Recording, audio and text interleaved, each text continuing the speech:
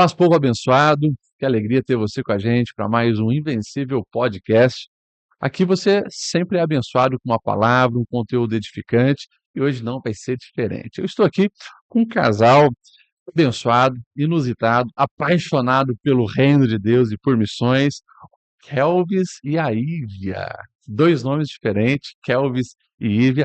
Bem-vindo, que Deus abençoe vocês. Vocês já cumprimentam aí os nossos espectadores, também já se apresentam.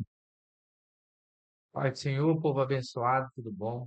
Pai do Senhor, pastor Lidiel, é um prazer estar aqui com vocês. É uma grata,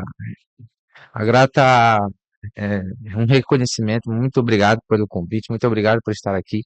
Eu tenho certeza que hoje vai ser uma bênção de Deus. E a gente espera que a gente possa abençoar a vida das pessoas com o nosso testemunho, com a nossa jornada de vida e de fé. Paz do Senhor, gente, realmente é um prazer estar aqui, muito feliz, lisonjeada de estar aqui e poder compartilhar um pouquinho da nossa experiência, da nossa história em relação à missão e outros assuntos. Então, vamos dividir aí os assuntos. Coisa boa, né? Vamos conhecer um pouquinho da história desse casal, Kelvis e Ívia. Conta pra gente como vocês se conheceram e como também surgiu essa paixão tão grande pelo reino de Deus. Jesus, quem Ah, começa? já ia falar, quem começa? Vai Eu, você, irmão, pode começar. eu acho que é melhor tu começar porque tu começou a gostar primeiro, então vai tu. Olha aí. Então já vai um recado aí para os nossos jovens que vão assistir, que vão ver. A gente se conhece já desde 2003. 13. 2003. 2013. 2003. Eu tinha 15 anos na época e ela tinha, não vou falar a idade. Não, gente, pode falar, 17. Eu Ela tô mais tinha, velha que ele. Não não parece, né? parece, Não, mas ela é mais velha. E nós nos conhecemos através de um primo dela, primo abençoado, é, em uma ocasião muito, vamos dizer assim, diferente, porque nós nos conhecemos através de um show evangélico, lá em Belém, Pará. Então, era um show que tinha todos os anos, e eu acabei vendo ela pela primeira vez, e o primo dela era meu amigo de congregar na mesma igreja, e eu falei para ele, ó, bonita tua prima, né? Pode apresentar. Então ele apresentou e a gente foi conversando. E daí foi surgindo ali um sentimento, primeiramente da minha parte e depois da parte dela. Mas eu fiquei na prova uns 2, 3 meses aí e depois a gente conseguiu a vitória. a Vitória, isso, em maio de 2023 a gente se conheceu no show evangélico. 2003, 2003. 2003, 2003. Engraçado, essa semana eu lembrei ele que era 2013 agora, de 2013. Em 2013 a gente se conheceu e ele me chamou a atenção por uma frase que ele falou, mas a gente continuou só amigo. E em julho Não, de... peraí, você tem que falar qual é a frase agora. Ah, meu Tá curioso aí. A frase que ele falou. Ele perguntou se eu tinha irmãos, e eu disse que eu tinha dois irmãos, homens mais velhos, um mais velho do caçula, e que meus dois irmãos, diferentes de mim, eram muito bonitos, né? Um mais bonito que o outro. Ele parou no meio do caminho, quase meia-noite, mais 11 e pouco da noite, e eu falei, por que que esse menino parou no meio do caminho? Eu continuo andando, e eu virei para ele, ele disse assim, você não tem espelho em casa? Aí eu olhei e disse para ele, é, Foi simplesmente o recurso que veio na mente na hora, porque de fato, ela falou assim, e ela começou a se colocar para baixo e disse, não, pera lá, alguma coisa tá errada nisso. Então perguntei para ela, você não tem espelho em casa? Aí ela parou e olhou e abriu um sorriso. Aí eu disse, na minha concepção ali, eu disse, pronto, atingiu o coração da varoa. Mas não foi bem assim. eu falei assim, De pronto. eu disse que tinha, ele disse, você é linda. Eu guardei o elogio, levei para casa e continuei a vida. Em julho de 2003, ele me convidou para ir para um passeio da igreja dele. Eu falei que minha mãe não ia deixar, porque minha mãe não deixava eu sair de hipótese nenhuma, né? Fui criada muito rígida. E daí ele juntou um grupo de jovens da igreja dele para pedir para minha mãe, porque ele sabia que a mãe não ia deixar como Então, jovens, aí fica a dica. Tenha amigas. amigos e amigas que te servem de apoio e âncora quando você mais precisa. As jovens foram em casa e pediram para minha mãe, nem me conheciam as jovens, para minha mãe deixar eu ir para o passeio com elas. E minha mãe acabou deixando por ser meninas. E a gente foi num passeio e ali, sim, eu comecei, né, a olhar com olhos diferentes para ele. Mas isso aí foi uma longa história, se passou muitos anos, a gente ainda acabou não namorando, porque ele era mais novo do que eu, sabia que minha mãe não queria deixar. E só depois que eu voltei do campo missionário, a gente meio que namorava às vezes, né? Quando se encontrava. Depois, quando eu voltei do campo missionário, aí sim a gente resolveu assumir um namoro e Noivado, casamento. tudo muito rápido. Tudo muito rápido. Começou a namorar dia 28 de janeiro. Em março ele me pediu em casamento. Em abril a gente noivou. Julho. Em abril ele foi pro campo missionário, eu fiquei arrumando casamento, e dia 3 de julho a gente estava casado. Olha, rapidinho. E nós já estamos hoje, esse ano fez 14 anos que a gente tá 14 anos de estamos casado, casados. tem filhos. 2 Dois. filhos, o Samuel e a Rebeca. Então, um abraço para o Samuel, para a Rebeca, a idade deles. O Samuel tem 12 e a Rebeca tem 6. 12 e 6, tá bom. Samuel é um guianense, nasceu fora do país, e a Rebeca é uma catarinense. Olha aí, ó. O foco da nossa conversa hoje é sobre missões, né? E essa paixão pelo reino de Deus. É porque hoje, né, esse casal são obreiros, pregadores da palavra, apaixonado pelo reino, por missões, consequentemente. Então, nós queremos aí ouvir um pouquinho de vocês, como que foi esse chamado, né? Como que foi essa paixão pelo campo missionário, e vamos falar um pouquinho também das experiências, né? Kelvis, você, como é que nasceu esse chamado? Bom, esse chamado, pastor, eu fiz sempre uma oração a Deus. Eu disse, mesmo sendo adolescente, nasci em um berço evangélico, meus pais cristãos, minha família toda praticamente são cristãos, e os que não estão, mas conhecem a verdade. E eu fiz uma oração quando eu era adolescente ainda para Deus, dizendo, Senhor, eu quero fazer a tua obra. Eu não entendi o que era a obra, eu não sabia o que era a obra, mas eu fiz essa oração voluntária a Deus, mesmo sem saber o que era.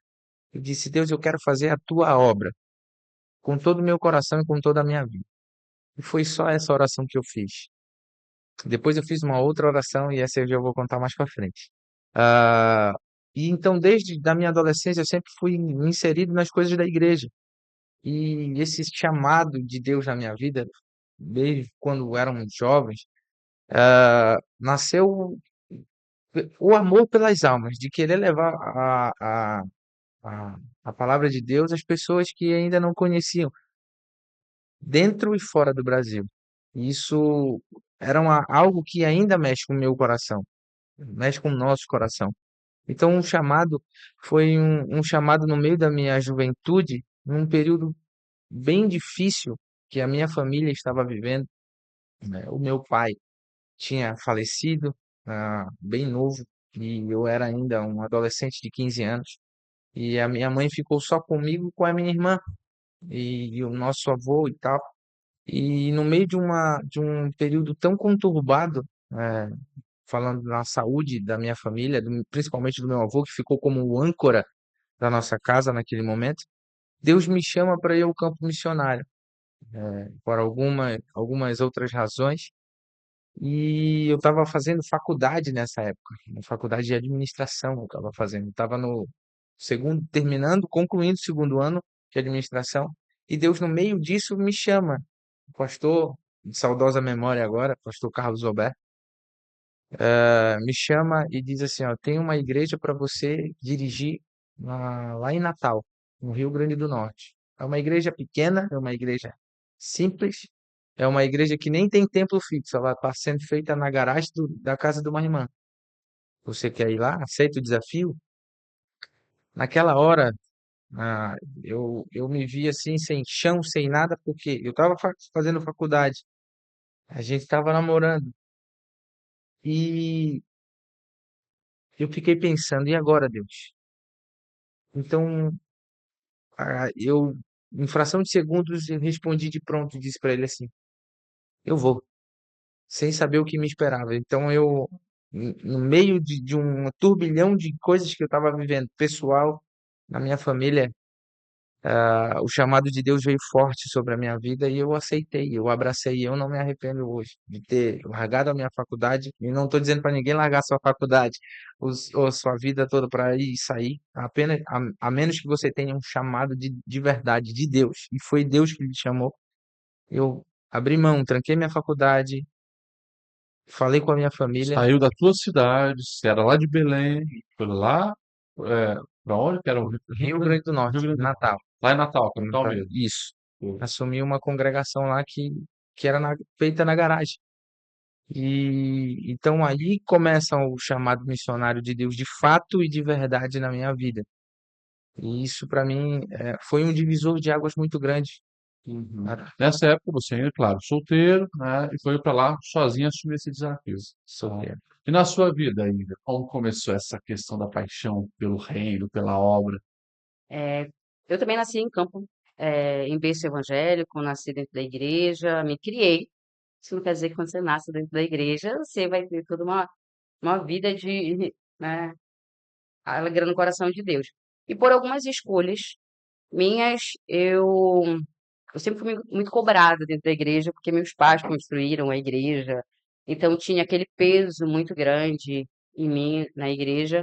E eu fui criada, na verdade, para ser. Já estava formada na faculdade, filha única mulher. Então, hipótese nenhuma, eu iria para campo missionário, porque primeiro não era o que meus pais esperavam para mim. Eles me criaram para ser uma pessoa bem-sucedida na vida secular. E em um determinado momento, dentro da igreja, eu olhei e disse: tem um vazio muito grande dentro de mim. Tinha um vazio dentro da igreja. Dentro de mim, acredito que um pouco mais de religiosidade, de práticas constantes. Eu trabalhava em vários departamentos da igreja, muitos cargos eu tinha dentro da igreja, era como alguém eh, que era referência na igreja, na época, no meu campo, mas faltava algo dentro de mim. E um dia minha mãe falou que gostaria de mandar um missionário para o campo missionário. E eu disse: mãe, me mande para o campo missionário. Ela disse: o que que você tem na cabeça? Seu pai nunca vai deixar você ir. Que ideia! Você não foi criada para isso, você foi criada. Só que desde muito nova, eu sempre tive uma paixão muito grande por vidas. Eu sempre amei vidas. Eu conseguia sentir a dor dos outros. Eu sempre tive essa paixão por vidas. E eu guardei aquela palavra da minha mãe que eu não iria para o campo missionário. Só que um dia Deus foi e falou com a minha mãe. E ela me chamou e disse: filha, se você quiser ir, eu tento conversar com o seu pai. E eu queria muito ir, porque eu sabia, eu sempre fui apaixonada por Deus, mas faltava algo dentro de mim. Existia algo que não era preenchido com o fato de estar na igreja ou trabalhar na igreja. E nessa época eu era noiva, não dele, de um outro rapaz. Eu era noiva de um outro rapaz. E ela disse: você tem coragem de abrir mão? Já estava com data de casamento marcada. Você tem coragem de abrir mão? Eu disse: eu tenho, eu vou. E, e aí foi num momento também bem delicado da minha vida, porque foi um momento que eu cheguei na beira de um precipício e disse: Deus, tem muita coisa dentro de mim, muito conflito dentro de mim que precisa ser ajeitado. E infelizmente, por hoje eu estar na igreja em uma posição aonde as pessoas só me vejam como referência, referência, referência, não, eu não tenho uma pessoa que diga assim: calma aí, velho, todo mundo passa por problema, você também está passando por um problema e eu vou te ajudar. Não, eu precisava ajudar as pessoas e não tinha alguém para ser ajudado. Então, naquele momento, minha mãe disse que, ok, eu poderia ir para o campo missionário. Eu mandei uma carta para uma base na Venezuela. E naquela época, tudo mais difícil, há 15 anos atrás, eles me responderam essa carta que eu mandei por e-mail. E eles disseram que eles estavam orando e eles aceitavam a minha vida na base. Olha só. Uma base da Jocum, eu sou Uhum. apaixonada pela Jocum. É, Mas você não tinha feito ainda o processo na Jocum. nunca, eu nem conhecia a Jocum. Na verdade, eu peguei o computador e escrevi Jovens com uma Missão. E eu já caí ali naquele lugar, naquela base, e eu mandei a carta, mesmo sem conhecer ele, sem conhecer ninguém, sem conhecer o trabalho Ou dele. seja, não foi uma coisa assim que você estudou sobre a Não, Venezuela não, e veio desenvolvendo essa paixão. não, Foi ali na hora. na hora, sem conhecer ninguém. Eu troquei, na verdade, 3 e-mails, não falei por telefone com ninguém, nada de nada, e simplesmente preparei minha mochila 3 e-mails, preparou a mochila e e sim, foi. e fui. E o Senhor proveu, assim, tudo que era necessário, desde o passaporte até a passagem de avião. Cheguei em Boa Vista e aí me encontrei com uma pessoa que disse que ia me levar, entrei no carro. Durante toda a caminhada de Boa Vista até a fronteira da Venezuela, eu pensei, meu Deus, estou sendo raptada. Senhor, o que que eu fiz, Senhor? Eu não tenho nem como ligar para minha mãe. Senhor, eu não aprendi nem ligado de fora do Brasil. Sozinha, uma Sozinha, moça sozinha. sozinha. Nessa época você tinha quantos anos? Eu tinha 22, 22 anos. 22 anos.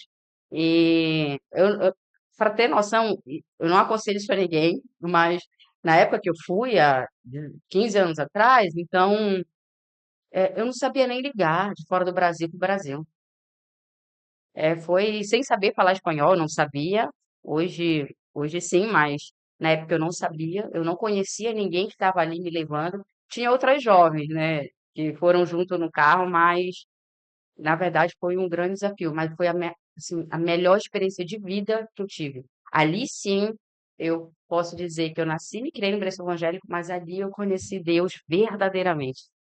Sozinha no campo missionário, não, agora eu preciso de Deus mesmo. Ué, Ele ele foi tendo experiências, né? foi. Deus era o teu refúgio, né? Aquele que motivou você, abriu as portas, né? E você então viveu uma extraordinária experiência. Quanto tempo ficou na Venezuela? Na Venezuela, nós passamos por volta de 4 meses até nós sermos deslocados para a Índia, né? Ah, E aí, na Índia, a gente passou mais um período trabalhando, voltou para a Venezuela, minha base era na Venezuela, né? E depois a gente volta para o Brasil para passar datas comemorativas com a família, que é quando eu reencontro ele, e aí o que começa acontece isso. o casamento. Então, toda essa experiência que você teve, no campo missionário, então, Venezuela e Índia, você estava solteira, Sim. né? Na Venezuela, quais foram os maiores desafios que você enfrentou lá? Bom, na Venezuela a minha escola foi durante o período da ditadura de Hugo Chávez. Hum, Então, a gente pegou muito forte a ditadura dele. E a nossa base, infelizmente, precisou ser deslocada de Caracas, que era a capital, devido ao governo, e a gente acabou se deslocando a uma casa de menores infratores. Então, na verdade, nós ficamos em um presídio de crianças e adolescentes. Ali foi um impacto muito grande para mim, porque eu sabia quem era que estava ali naquela base. Nós estávamos meio que refugiados nesse período lá, devido ao Hugo Chávez. Então, quando nós chegamos e nos deparamos com aquele ambiente, né, de uma casa de menores infratores, isso foi muito complexo para a gente, muito difícil a nossa aceitação. A questão de recursos, para mim, foi muito difícil. Eu não tinha pessoas que pudessem me manter no campo missionário, e isso é um déficit muito grande, infelizmente, ainda hoje.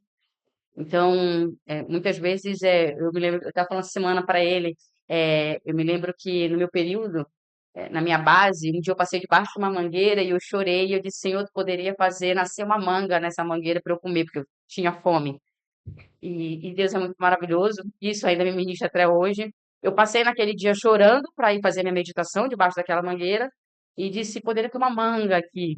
E quando foi no outro dia de manhã que eu fui subindo, era uma subidinha com meu banco e com minha Bíblia, com meu pandeiro, que eu ia fazer minha meditação. Quando eu olhei debaixo da mangueira, tinha uma manga. E o Espírito Santo ministrou no meu coração e ele disse: Filha, eu cuido de ti. Eu peguei aquela manga, eu estava tão feliz que eu não conseguia nem comer aquela manga, porque para mim ela era quase que uma é, resposta de uma Deus. resposta de Deus. E eu disse: Senhor, obrigada. Né? Foi um acalento para o meu coração. Sabe, era Deus dizendo assim: Eu estou contigo, calma, não te desespera, eu estou contigo. E depois disso, a mangueira começou a dar tanta manga, que ninguém dava conta das mangas. E o pessoal, mas nem é época de manga. E eu dizia assim, Senhor, eu sei porque tu tá fazendo da manga, assim, eu nunca mais vou ficar com fome. Manga nós temos. E ali foi, acho que esse foi o momento mais difícil. Um momento muito difícil foi quando o governo acabou descobrindo que nós estávamos lá, acabou mandando fechar aquele ambiente. Nós ficamos presos, todo mundo que estava ali na equipe ficou preso com militares. Nós não podíamos sair para avisar a família que o governo tinha pego a gente estava preso ali dentro daquela base. Eles transferiram todos os menores infratores para um outro lugar e nós ficamos detidos ali naquela casa de menores infratores. A gente não sabia o que ia acontecer com a gente, estava no meio de um conflito. Então, tivemos momentos bem críticos ali, né? Tivemos que fugir, na verdade, depois dali daquela base. E eu me lembro que quando eu estava pulando o muro, fugindo por trás, por uma mata, né? Eu e todo mundo da equipe, na hora que você, uau, Deus, eu tô correndo dentro da mata, fugindo por amor ao teu nome, Senhor. E claro, que isso agora contado não tem mais o peso do desespero de pegarem a gente e levar preso. Mas na época, sim, tivemos vários Sérios desafios. riscos, né? Sim, vários. Mas hoje foi minha escola de vida, assim. Sim, importante. Uhum. Você falou de um período que passou na Índia também. Quanto tempo foi esse período na Índia? Na Índia nós passamos por volta de 2 meses e meio, mais ou Hum. menos, um período, né? Porque a gente não poderia passar mais do que o período que foi nos dado. Daí é um outro universo, né? O hinduísmo, cultura de castas, e o que que mais te impactou e o maior desafio para vocês nesses 2 meses lá? Eu me lembro que antes de ir para a Índia, a gente conversou com um missionário brasileiro que estava na Índia. Ele disse: nada do que eu falar para vocês vai se comparar com o que vocês vão viver aqui. E eu pensei: nossa, muito. É demais. Claro que o que ele falar a gente vai entender. Mas quando eu pisei na Índia, eu entendi que realmente o que ele falava era certo. Quando você é um cristão e você realmente vai à Índia com um propósito, quando você pisa, a sensação de você pisar ali já é diferente. É um lugar onde eles têm mais de 33 mil deuses. Sim, É, o, a Índia, o clima dela é deserto. Então, quando você respira, é como se estivesse entrando agulhas na tua narina. Então, a tua respiração já é difícil. A alimentação é muito complexa. Principalmente na época que eu fui, você não conseguia falar Deus te ama para uma pessoa. Porque se você falar na rua Deus te ama, você é apedrejado se a pessoa não quiser ouvir aquilo. Você tem que ter segurança na pessoa e dizer, eu posso te falar algo, ela tem que dizer sim, e você aí vai poder falar de Cristo para ela. uhum. Então, na Índia, a questão dos deuses, a questão do clima, todos da equipe adoeceram, todos. A questão da alimentação, todos emagreceram muito, porque, Questão da higiene, gente, Não é fácil. é se eu falar algumas coisas aqui não dá para acreditar, né? assustador. É assustador. Eu me lembro que a gente passava nas ruas e a gente via homens acocados nas ruas. E eu me lembro que uma vez eu fui e perguntei o que que eles estão fazendo. Aí a pessoa me disse o dois. Eu Uhum. falei, meu Deus. Aí ele Sim, disse ao assim, ar livre, ao ar é livre, durante o assim. dia, no meio da rua. Cara. E a pessoa disse, você não pode olhar, porque não é ele que tem que te respeitar, é você que tem que Sim, respeitar ele. privacidade dele na rua, E eu pensei assim, e como eles se limpam? Aí ele me disse, com a mão esquerda. com a mão esquerda. Eu falei, e aí ele fica com a mão esquerda suja? Aí ele disse, não, ele pega um pouco de areia com a mão direita, joga na mão esquerda e Uhum. tá limpo. É por isso que todo mundo se cumprimenta lá Com com a a mão mão direita. direita, porque a E esquerda come com a mão direita é isso, também. porque a esquerda é impura. Uhum. Falei, nossa, que Eu interessante. tive essa experiência no Nepal, botei um pezinho na Índia também, na divisa ali. Aham. A região sul do Nepal ali, né, que faz divisa, é isso aí também. A cultura, né, indiana dominou ali, e a gente teve todas essas experiências assim. Olha só. É. Eu acho que vale a pena você contar é, o do chá batizado que vocês tomaram. Com um Conta, tempero, conta pra um gente. tempero adicional, eu acho que vale muito a pena. Para ver como Deus é aquele que cumpre ali a palavra que se beber alguma coisa mortífera, não te fará dano algum. Então vamos lá, né? Na Índia, como a gente atuava em comunidades muito carentes, então a casa é um lugar muito pequeno, aonde menor do que o ambiente que nós estamos, eles colocam à noite tapetes, deitam e dormem, e durante o dia eles enrolam o tapete e todas as coisas deles estão ali, louças e ficam no chão, né? Nós estávamos em um momento de adoração e a pessoa da casa falou assim: eu vou preparar um tea para vocês, né? O chá com leite. E nós continuamos louvando e cantando com os tambores e pandeiros. De repente, eu vejo um rato dentro daquele lugar. E como o rato também é sagrado, ele pode ficar naquele lugar e fazer parte daquele culto. E o rato, ele andava de um lado para o outro. E de repente o rato entrou nas xícaras, entrou na louça, e ele ficou dentro das xícaras olhando o culto, saiu das xícaras, foi para o outro lado e voltou. E nós olhamos para fora, no chão, ao lado do banheiro, onde não existe saneamento básico, é só uma lona. Do lado do banheiro tinha uma fogueirinha no chão e ela estava fazendo ali o ti, pegando aquela água, e a gente já estava pensando, meu Deus do céu, o que faremos? De repente ela termina de fazer o ti ali do lado do banheiro, aonde, enfim, ela entra e pega aquelas louças do chão, aonde aquele rato estava brincando no momento do curso. Ela leva e coloca no chão. Eu disse: não, amiga, calma. Ela vai passar uma aguinha. Mas eles não têm água lá, como a gente tem aqui, né? A gente foi ensinado que a gente precisaria tomar banho com 2 litros de água por dia, porque não tem água como se aqui no Brasil. E de repente ela pega aquele ti e ela coloca nas xícaras onde o rato estava. E ela traz para cada uma de nós o ti. Só que, claro, antes de nós irmos, nós fomos ensinados que a gente jamais, em hipótese alguma, pode rejeitar Sim. qualquer alimentação que eles dão pra gente. Que mesmo que tenha veneno, a gente tem que ir e comer. Eu peguei, olhei para minha amiga disse, eu não consigo tomar. Eu disse, você consegue. Ela disse, se tu consegue, eu falei também não, mas eu vou tomar. E a gente com aquele ti e tomamos aquele chá aonde o rato estava brincando enquanto o culto estava acontecendo. Então, é bem o que ele É um falou. é um pouquinho das experiências, né, Aham, e de fato outra cultura, né, outras realidades de higiene, de tradição, e você vai ter que se adaptar e adequar e aceitar algumas coisas para também ter acesso àqueles corações, né. é isso aí. Realidade do campo missionário aí, para você que está nos assistindo aí, ter uma dimensão mínima, né, do que é esses desafios. Vamos voltar um pouquinho lá para o Rio Grande do Norte. Vamos. Quanto tempo ficou lá em Natal? Como é que foi esse período nesse desafio da garagem lá? O que mais chamou a atenção? Qual o grande desafio? Então, pastor, o primeiro desafio que a gente enfrenta eu já fui solteiro, né? Na verdade, a gente foi noivo, né? Eu fui noivo, pra lá. E chegando lá, claro que a cultura do Nordeste é diferente, um pouco diferente mais da do Norte, e a do Sul também. Então, quando chego lá, me deparo com a situação é, os cultos feitos numa garagem era tudo novo para mim. Eu era novo, eu tinha 21 anos na época, quando eu fui destacado para ir para lá.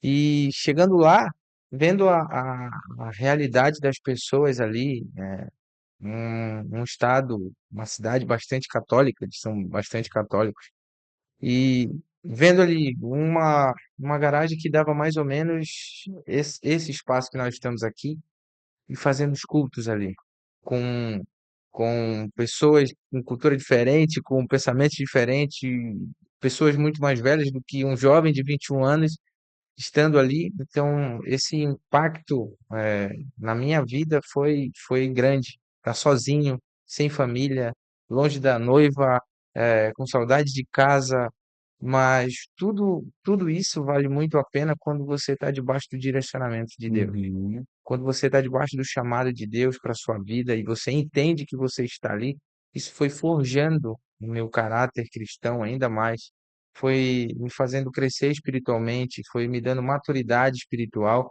mesmo sendo um jovem e pensando, poxa, eu poderia estar terminando a minha faculdade, poderia estar de uma condição melhor, porque eu me lembro que eu estava na fila de um banco antes de viajar para o Rio Grande do Norte e eu fui e uma pessoa do RH uma repartição pública me liga, disse, olha, você foi selecionado, você foi aprovado para trabalhar no nossa era um programa que tinha de recrutamento E eu tinha sido aprovado para trabalhar nesse órgão público.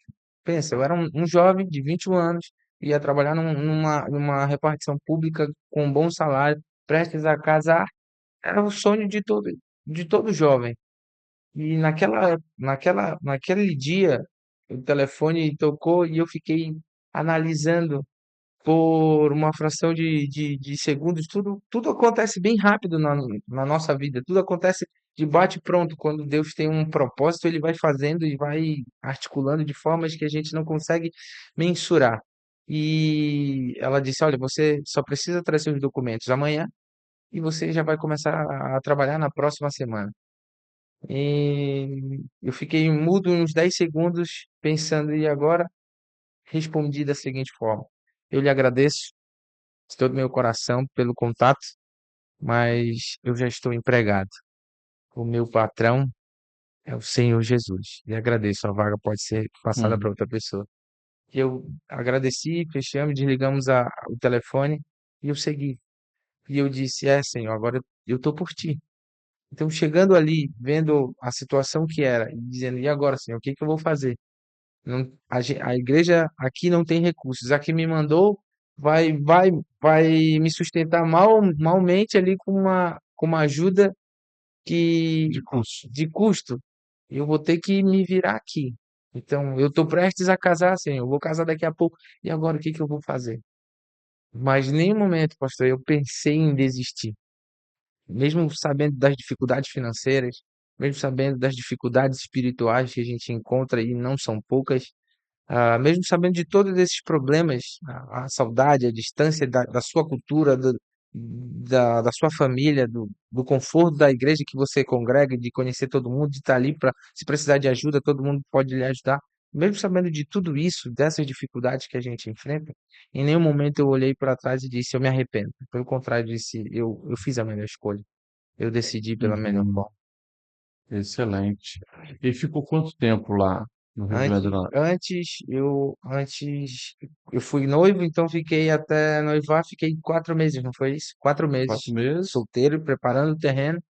Daí voltei, ah, Voltou para Belém? voltei para Belém para ir para casar. E nesse período eu fui enviado como evangelista para lá. Ah, Eu era evangelista e quando eu voltei, estava tendo uma convenção estadual. E o pastor, no mesmo dia que eu chego em Belém, eu desço do avião, ele já sabia que eu estava chegando e ele disse: Eu preciso que você esteja aqui no tempo central aqui às 14 horas. Eu cheguei, era 9 horas da manhã. Às 14 eu já tinha que estar lá, porque daí eles estavam indo me apresentar para ser ordenado ao pastorado. Agora, com 21 anos. Com 21 anos e fui ordenado ao pastorado. Muito justificado pela disponibilidade da missão, sim. Ou seja, lá naquele desafio lá em Natal, você colocou alicerces, né, nesse teu ministério, foi depois reconhecido por isso, né? sim. Daí casaram e voltou daí para Natal? Voltamos, Ah, daí voltamos. agora casaram. Aí Tá. casamos, Você já tinha tido a experiência lá na Venezuela, na Índia, e Aham. agora solteiros. Aí, os experiência os dois solteira. solteiros fazendo o trabalho para o reino e agora então juntam forças e então começam ministerialmente casados ali em Natal. É isso? A gente sempre brinca que a nossa lua de mel foi fazendo a obra, né? Nós casamos no dia 3 de julho e nós viajamos para Natal no dia 7. A nossa lua de mel praticamente foi procurando casa, porque até então eu morava lá com um pastor que estava auxiliando a gente lá. ah, eu morava num quarto atrás da casa dele. Então, casamos e tinha que procurar casa. Então, chegamos ali, ele recebeu a gente ainda. E a gente, claro, não vamos poder ficar aqui, temos que achar um lugar pra gente, mais próximo lá da igreja. Então, a nossa lua de mel foi procurando casa no sol de quase 40 graus em Natal. E aí, essa experiência, a experiência nova de casados, é muito legal. Porque a gente passava o dia todo andando, a pé, andando. Porque Não não tinha tinha, não dinheiro para tinha estar pagando recurso para estar ônibus. pagando ônibus, ou nem existia Uber naquela época. Então, procurávamos, andávamos o dia todinho, das 8 até as 4, 3:30 da tarde atrás de casa. E um dia a gente chegou exaustos, cansados, já eram as 5 horas da tarde, lá na casa que nós estávamos. E a gente foi tomar banho, tomei um banho. Quando eu tiro a camisa, que eu já estava marcado aqui com o sol, mas as minhas costas estavam cheias de bolhas. Bolhas, não era isso não. Cheio de bolhas. Eu disse, meu Deus, e agora? E estava ardendo, e estava ardendo. Aí a minha esposa falou, vai, toma um banho de molho que quando sair eu vou passar algo para tentar amenizar. E eu, tá, fui, e a água batia e doía. Eu saio do banheiro e ela pega um hidratante. Só que o missionário, quando está num campo missionário, ele não tem recursos para, né, tá com uns hidratantes das melhores marcas, mas ela pegou um hidratante que o teor de álcool era muito grande. E quando ela passou na minha costa, eu só faltei ir no terceiro céu e voltar, falar em línguas estranhas. Porque ardeu, mas ardeu muito, muito, muito, muito. E aquilo ali ficou marcado na minha vida, na nossa vida, nossas primeiras experiências de casados, assim, de começar a buscar algo para nós, para melhorar no nosso atendimento na igreja que nós estávamos, que era numa garagem, e isso também fazia parte, né? Deus estava moldando ali o nosso caráter agora juntos, de enfrentar as dificuldades juntos. Agora já não estava mais sozinho, agora ela já estava ao meu lado. Então já era algo muito significativo e muito importante para dar prosseguimento na obra de Cristo. Daí depois Deus foi começando abrindo as portas, a gente saiu da garagem e já começamos já alugamos um lugar, e isso também foi muito importante. Eu acho que essa primeira obra que dirigimos juntos, ela marcou a nossa vida também, né, amor, de forma unida, porque a gente viu ali o agir de Deus no primeiro culto da inauguração da loja, da igreja, num templo pequeno, e foi uma bênção de Deus. Amém. Vocês ficaram quanto tempo daí agora juntos trabalhando lá Um em ano, né? Natal? Um ano, Um ano um ficaram, ano né? ficamos lá. E qual os grandes aprendizados que vocês tiveram nesse um ano ali? O que que vocês veem assim, não, isso realmente foi excelente para o crescimento, para o amadurecimento. Primeiro que a gente corta, o primeiro, assim, o amadurecimento, ele vem quando você está disposto, está aberto a querer crescer. Nós, juntos, tínhamos constituído uma Uhum. família que tem um chamado missionário, um chamado de Deus. Então, a gente sai da nossa zona de conforto, sai do nosso alicerce familiar, e agora nós vamos estar juntos, só nós dois e Deus. E cortamos o cordão umbilical da família, dos laços, para, a partir daquele momento, juntos, começar a construir a nossa vida. O que eu sempre vejo é um grande aprendizado, o fato de estar também longe dos parentes, da parentela, porque vocês agora vão construir o lar de vocês com a cara de vocês, né? Exatamente. Tem esse fator que é bem positivo. É o que eu digo muito, né? A gente, por ser só nós dois, então todos os momentos era eu e ele. Tá difícil? Era para ele que correr. Tá difícil? E hoje, dentro dos casamentos, às vezes isso é um erro, né? Você casa, você tá com problema, você corre para casa da mãe para contar e a mãe vai te escutar como filha, né? Ou você vai para casa de um amigo. Então, sempre era nós dois. E eu acho que as nossas dificuldades inicial acabou unindo muito a gente. Isso é uma coisa que eu digo. Hoje, eu olhando, a gente ri, a gente conta para os nossos filhos, e os nossos filhos não acreditam nas histórias que a gente conta.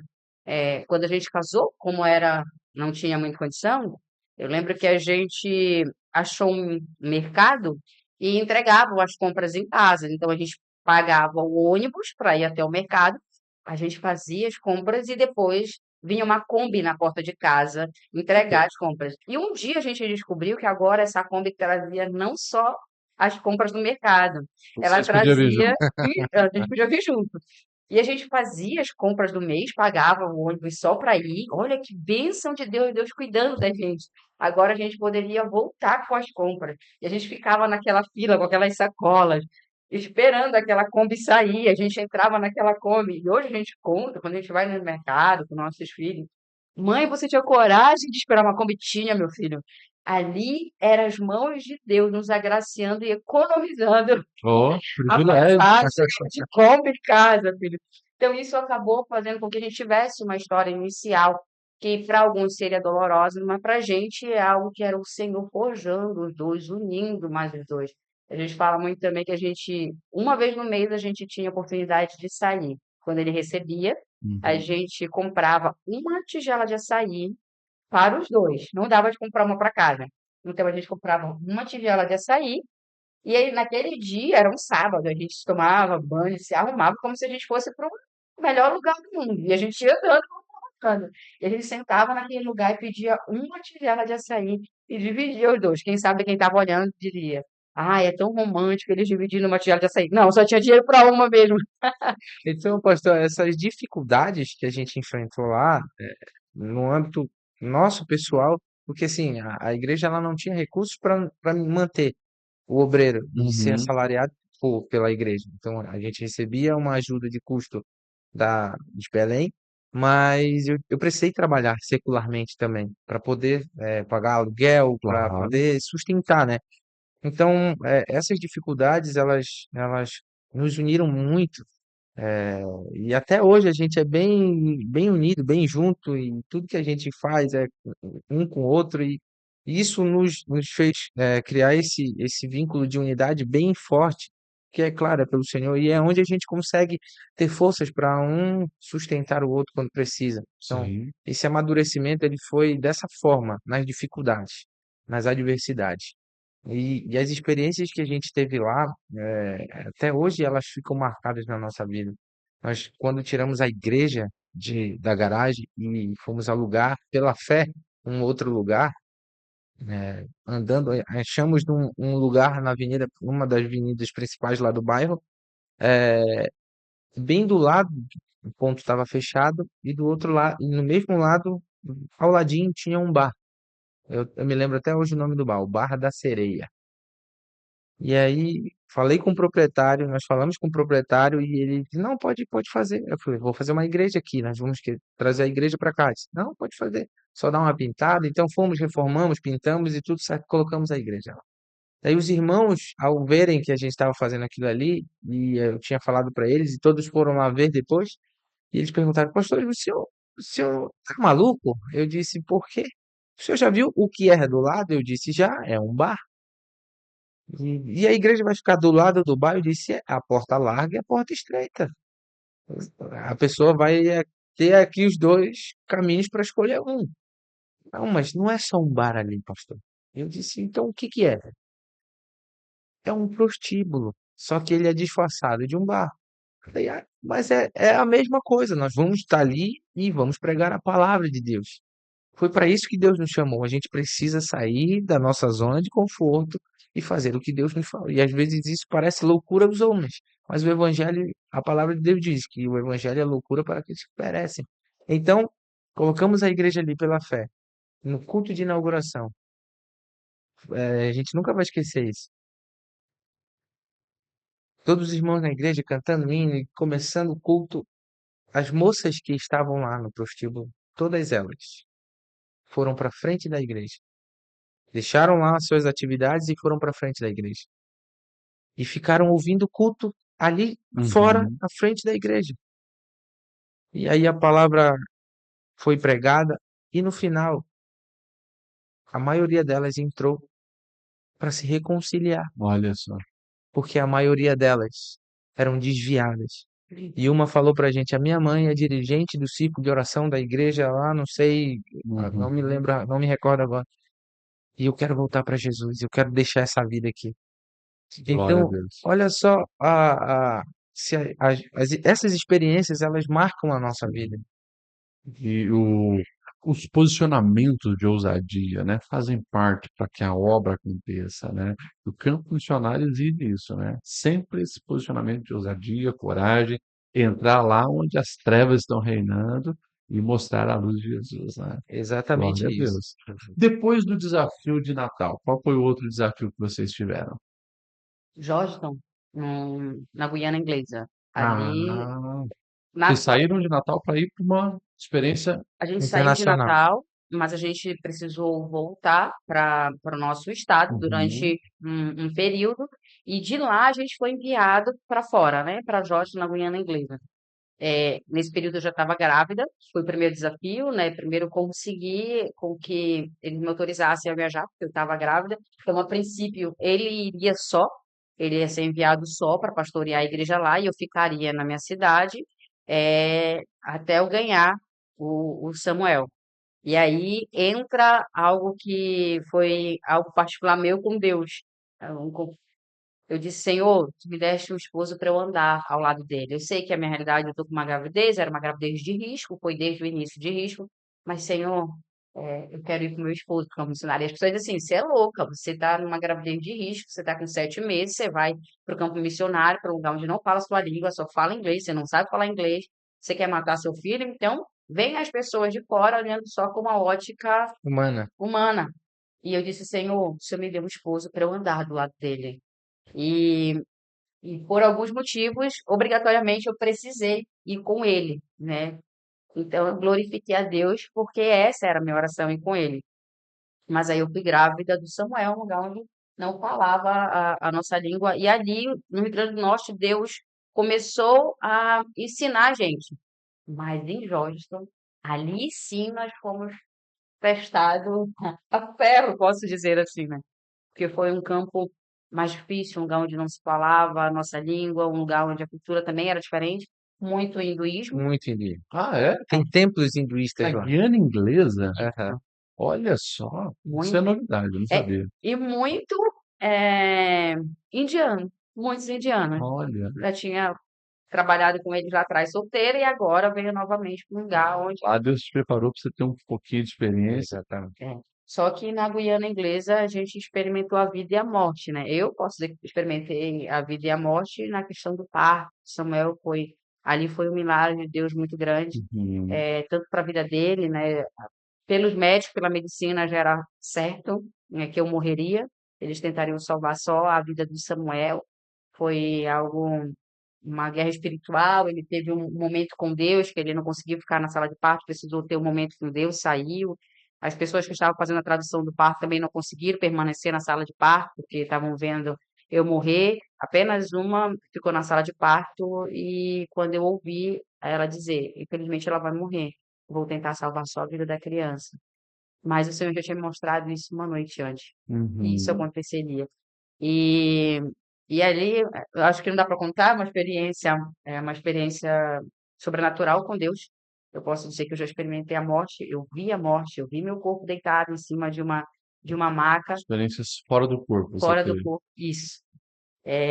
Mas ali o Senhor deu vitória, eu já estou aqui viva para contar, graças a Deus, e o Samuel também, que pela medicina seria uma criança que nasceria com problemas.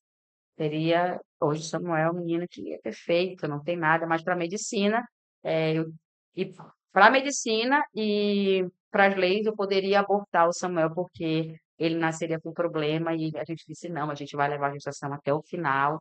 E hoje o Samuel é um menino perfeito, maravilhoso, mas ali foi bem difícil mesmo, a questão financeira também foi muito difícil para a gente, muito complicado, a questão da gestação, enfim, vários. Nunca fomos presos como brasileiros, né? Mas lá fomos presos, levados na viatura. Da polícia, Aham. da delegacia. É. E ela estava grávida, Ah, mas levado por quê?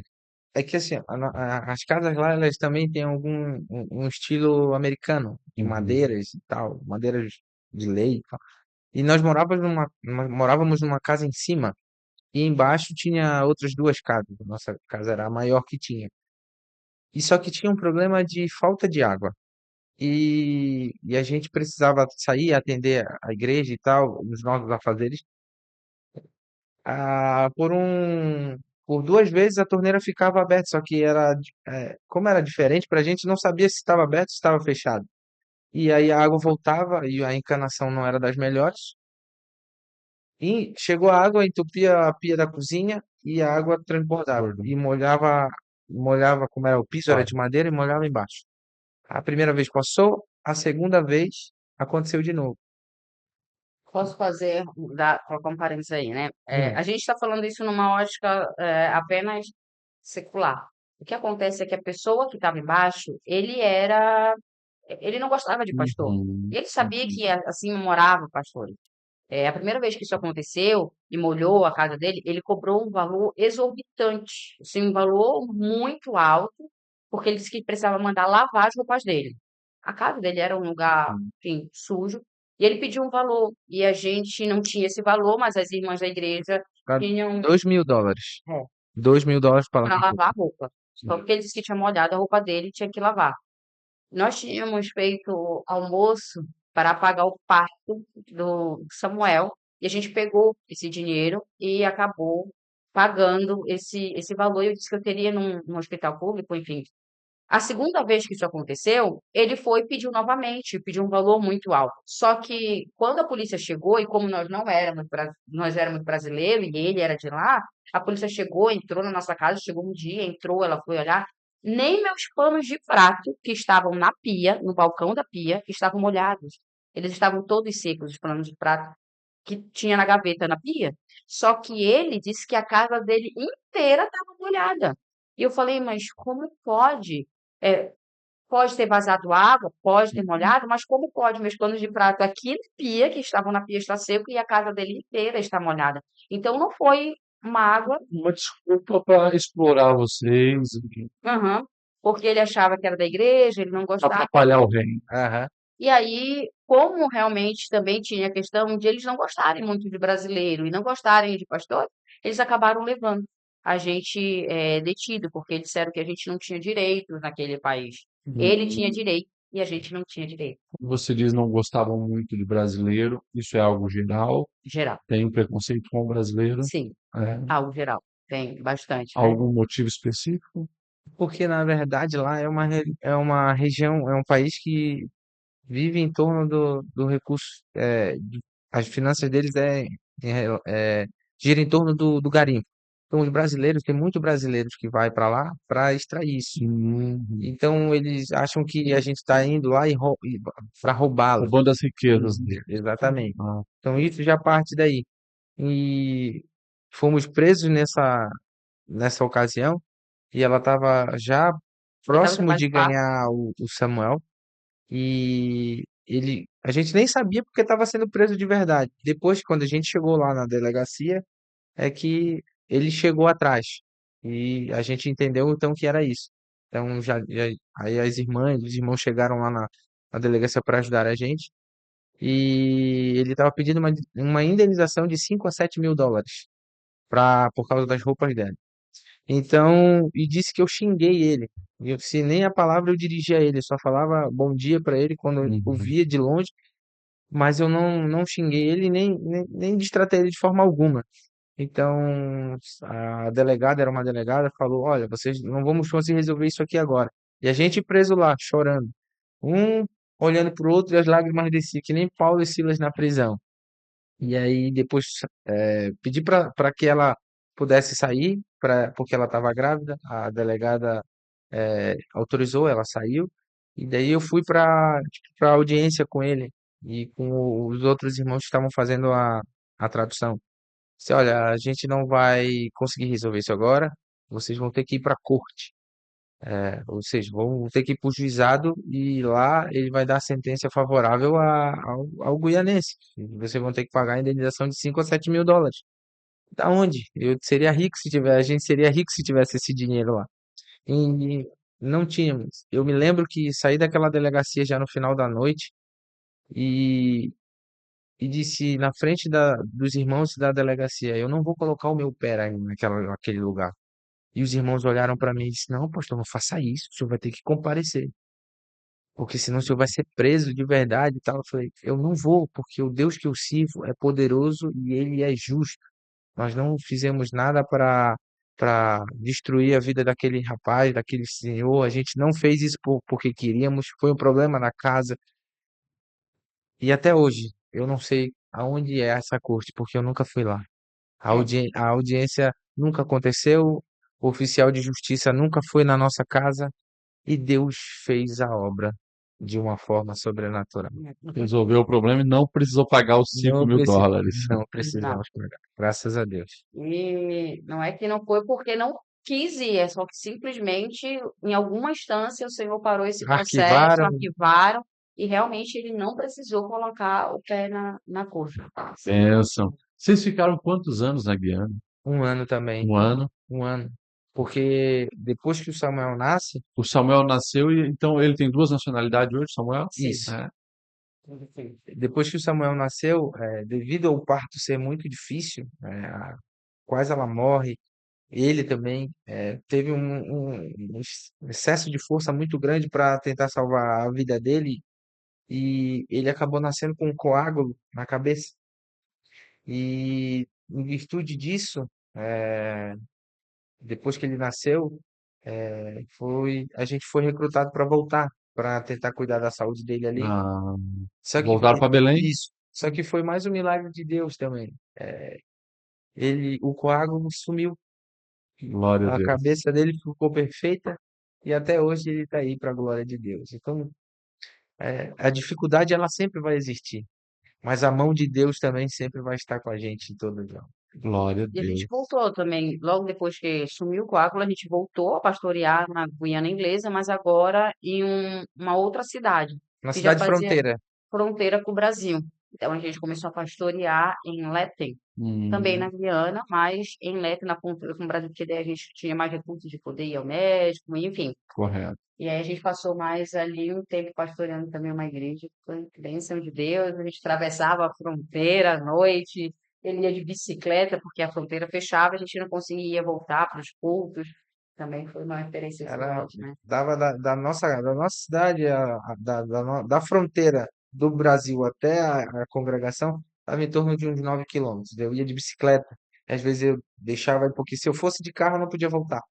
Daí tinha que ficar lá, dormir lá e voltar no outro dia. Então, aí, às vezes a gente precisava. Então falava, você fica hoje, fica com o Samuel e eu vou de bicicleta. Então, ia com o carro até na fronteira, colocava uma bicicleta pequena dentro da porta-mala do carro, tirava a bicicleta e pedalava. Passava por debaixo da Da- barreira e A pé ou de bicicleta você Hum. podia passar, apenas de carro não podia. Então, assim, são experiências que a gente vai Experiências vivendo. marcantes, né? Que foi também gerando essa paixão pelo reino, paixão pela obra. Vamos falar um pouquinho do que vocês fazem hoje, então. Hoje vocês pastoreiam uma congregação, Sim, ministram a palavra. graças a Deus, hoje nós estamos já aqui há 9 anos em Santa Catarina. E Não pretende mais voltar ou quer voltar para o norte, de onde vocês são? para o norte não, Porque agora a filha é catarinense, né? a filha é, é catarinense. Ah, Para o norte não, mas para o campo missionário. o coração coração queima ainda. bateja forte. Ainda. Só que aí a gente entende que nós temos um chamado missionário, de ser maduro o suficiente para entender que ele tem um chamado missionário, eu tenho um chamado missionário, Uhum. mas teve um momento da nossa vida que a gente disse assim, Deus, a gente precisa instalar nossas tendas porque nosso filho precisa começar a estudar, ele tem uma idade, o chamado é nosso, não é dele. Ainda. Então hoje a gente ensina os dois a desejarem o chamado que eles têm. Acredito que vamos voltar? Sim, quando eles tiverem uma idade de eles escolherem. Eu também quero ir para esse chamado, ou então a idade desse livro, não, eu quero ficar e o pai e a mãe pode ir, né? E é engraçado, eu vou abrir aqui uma aspas, que quando eu era solteira, eu dizia assim, eu queria tanto ter um filho catarinense. Não, eu queria um filho que nascesse fora do país, para ele ter dupla nacionalidade. E eu falava isso antes do campo missionário, antes de pensar em casar, mas eu sonhava, porque eu vim em Santa Catarina quando eu tinha 15 anos. Então eu queria ter um filho catarinense ou um filho que nascesse fora do país. Deus deu os dois. E Deus deu os dois, olha só.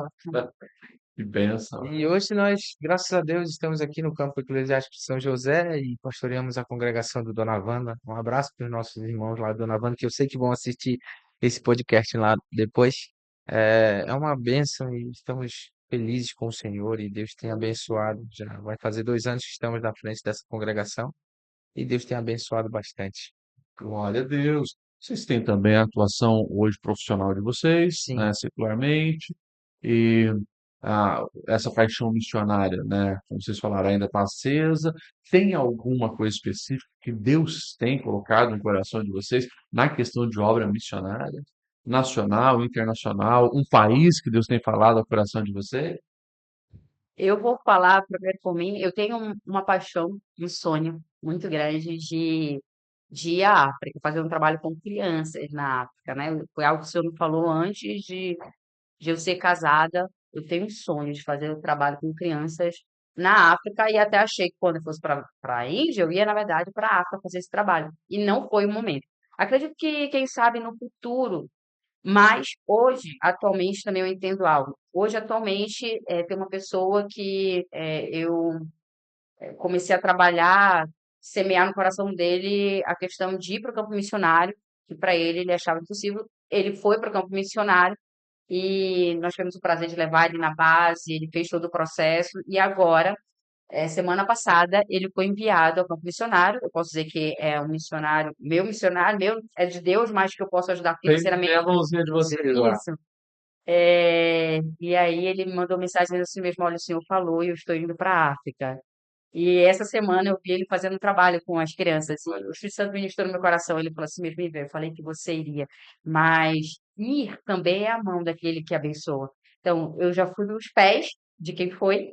E atualmente nós somos a mão de que abençoa de alguém que está hoje na África fazendo um trabalho com crianças. Na verdade, eu esperava um dia também poder ir. Mas Ah, a África... vocês dois são bem novos ainda, né? E os filhos crescem rápido. Creio que tem muita coisa boa pela frente aí Em para nome de vocês somarem Jesus. no reino e para as missões, né? Amém, amém. É o que a gente deseja. Gente, reta final aí do nosso podcast. Eu queria que vocês deixassem um recado para esse povo que está nos assistindo, principalmente os jovens, né, que têm essa chama missionária, as experiências missionárias de vocês na juventude aí são muito impactantes, né? O que vocês diriam para esses jovens que têm o desejo de ir ao campo missionário? Bom, eh, missão, ela é para todos. Quem sabe os pés de quem vão, as mãos que abençoam, os joelhos daquele que ora. Mas ir ao campo missionário não é para todos, porque você, se você for fora do direcionamento de Deus, você provavelmente vai voltar frustrado. Mas se você for dentro do direcionamento de Deus, vai ser a melhor experiência da sua vida. Nós precisamos fazer missões, nós precisamos ter coragem de ir, nós precisamos ter coragem de viver pela fé. Viver sabendo que o Senhor é aquele que vai prover todas as coisas, que vai te livrar no meio da fornalha, que vai te livrar da cova dos leões, que vai te fazer sim caminhar por cima das águas, porque isso é missão. Quando você vive missão de verdade, é você viver a cada dia no milagre e debaixo do propósito de Deus. Então, para você que tem um chamado missionário, é uma porta aonde poucos querem entrar, poucos têm coragem de abrir mão da sua vida secular para fazer o ídolo do Senhor. Mas se você for essa pessoa, tenha por certo que o Senhor estará contigo todos os dias da tua vida. É isso aí, meus queridos. Eu faço minhas palavras da minha esposa. Ela resumiu muito bem o que nós acreditamos. Eu acho que quando você está debaixo do chamado de Deus, você vai enfrentar dificuldade? Vai. Problemas? Vai. Mas a mão de Deus vai estar estendida sobre a sua vida. Não abra mão do chamado de Deus por nenhuma dificuldade. Persevere, continue, vá em frente, porque isso muda completamente a vida de uma pessoa. Isso vai te amadurecer, vai fazer você crescer, você vai dar valor nas coisas pequenas, você vai dar valor nas coisas simples e você vai ver a mão de Deus estendida em todas as coisas na sua vida. Não negocie nunca o chamado de Deus sobre a sua vida. Vá em frente. Deus é com você. A gente tem um tempinho para contar uma coisinha? Claro. É algo que eu compartilho muito com quem quer ir ao campo missionário. Quando eu estava na Índia, na nossa última ida, na comunidade onde nós trabalhávamos, nós precisávamos entrar com seguranças e sair com seguranças. Porque a quantidade de pessoas que queriam apenas tocar na gente, porque eles achavam que tinha algo diferente na gente. Eles têm mais de 33 mil deuses, mas eles não têm esperança alguma de vida. E quando nós apresentamos um Deus que traz esperança aos corações, então eles queriam tocar naquelas pessoas que tinham algo diferente na vida. Nós estávamos saindo foi pela última vez daquela comunidade, cercado por segurança e várias pessoas tentando tocar, pegar no fio de cabelo, na bainha. Eu senti alguém puxando embaixo a minha roupa e eu continuei andando porque era muita gente que estava em cima da gente e alguma coisa puxava atrás. Em um determinado momento eu olhei para o chão e eu vi a mão de uma criança. Quem sabe por volta de uns 8 anos, mas com um cara de 6 anos. E eu vi a mãozinha de uma criança. E um daqueles guardas que estavam fazendo nossa segurança, ele pegou aquela criança e jogou no chão. Eu pedi para sair daquela corrente, eu corri até aquela criança e levantei aquela criança do chão. Aquela criança estava chorando. E ela olhou para mim e eu disse: Você não precisa chorar. Deus, ele te ama. E quantas pessoas hoje ainda esperam um pouco dessa esperança? Sabe, porque hoje na Índia nós temos mais de 33 mil deuses, porque um dia o povo de Deus ele se calou. Um dia o povo de Deus deixou de dizer, existe apenas um Deus, o Deus de Israel, o Deus que criou os céus e a terra. Nós, como povo de Deus, nós nos calamos e deixamos outros se levantarem, criando deuses que não trazem esperança. Nós temos crianças que precisam de esperança. Nós temos mães de criança. Naquele último dia, uma mãe correu até mim, me entregou o seu filho recém-nascido e disse: Por favor, leva meu filho para que meu filho possa sobreviver. Eu disse: Eu não posso levar seu filho, mas ele vai sobreviver. Nós precisamos de pessoas que tenham coragem de dizer: Eu ainda proclamo o nome do Senhor na terra. E eu vou te fazer conhecido, Deus, sobre todas as coisas, porque eu vim para essa terra com um propósito, e o meu propósito é ainda proclamar o teu reino. Amém. Amém. Essa foi um pouquinho da conversa aí com o Kelvin e a Ívia, né, incendiando o nosso coração pelo reino de Deus, por missões. E como eu sempre digo, aqui na Invencível Podcast, você sempre sai com a palavra abençoada e com o coração inflamado pelas coisas eternas. Eu quero agradecer a presença de vocês, que o Senhor continue os abençoando, firmando os passos de vocês e cumprindo o desejo do coração de vocês, porque esse desejo tem eternidade nele, né? Amém. São sonhos para as coisas eternas de Deus. Deus possa firmar os passos de vocês sempre, juntamente com a família de vocês serem abençoadas. É Amém. claro, você sempre é convidado também para curtir, compartilhar esse conteúdo e abençoar outras vidas. Se você ainda também não conhece a Invencível Academy, lá os melhores cursos de teologia para a família e desenvolvimento pessoal, você encontra na nossa plataforma. Que Deus te abençoe. Até a próxima.